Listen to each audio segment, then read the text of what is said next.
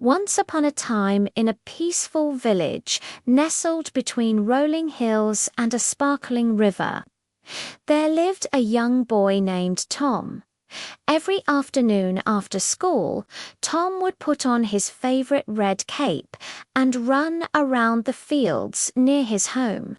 He loved pretending that he was a superhero, swooping through the skies, saving people from danger. One sunny afternoon, as Tom and his loyal dog Peter raced each other along the fields, Tom suddenly stopped and pricked up his ears. He had heard a loud whistle in the distance, the signal of the village train that made its daily rounds. But this time something was different. The whistle sounded too shrill, too urgent. Peter, sensing Tom's sudden stillness, trotted over to his side and whined softly, his tail drooping. Together, they strained to listen. As the whistle grew louder, Tom and Peter's playful mood vanished, replaced by a dawning sense of dread. Moments later, as the train thundered past, Tom spotted something horrifying. Far ahead on the tracks, a large tree had fallen, barring the way. But the worst part was the passengers. The train was filled with people returning from the market, their arms laden with fresh produce, their faces full of smiles, none of them aware of the danger that lay ahead. Tom's heart pounded in his chest.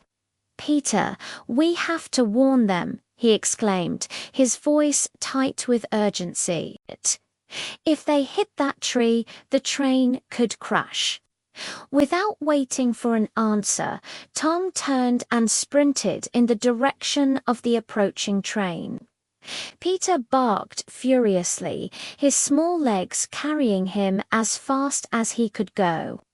The sound of the train's horn filled the air, growing louder, closer.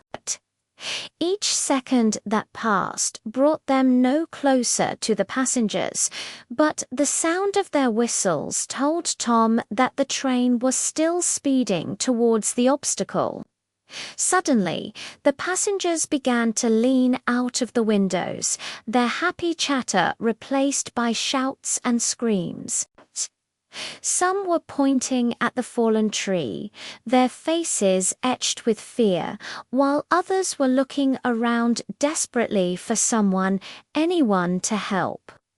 When Tom finally reached the tracks, the massive tree blocking the way seemed impossible to move. It was thicker than a house door and heavier than anything he had ever lifted.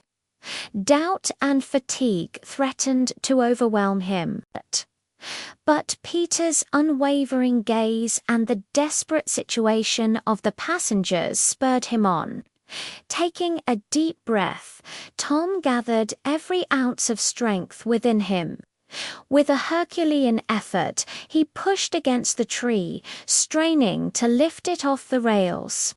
The ground trembled under his feet as the train rushed closer and closer, the rhythmic clatter of the wheels on the tracks like a death knell. The passengers leaned out of the windows, their faces pale, their voices raised in a chorus of fear. But Tom couldn't give in. He gritted his teeth and pushed with all his might. The tree creaked ominously, then slowly, miraculously began to lift off the rails. With one final Herculean effort, Tom heaved the tree over and onto the side of the tracks. He collapsed onto the ground, his muscles burning, his lungs aching. As the train thundered past, the passengers erupted into cheers, their earlier fear giving way to elation.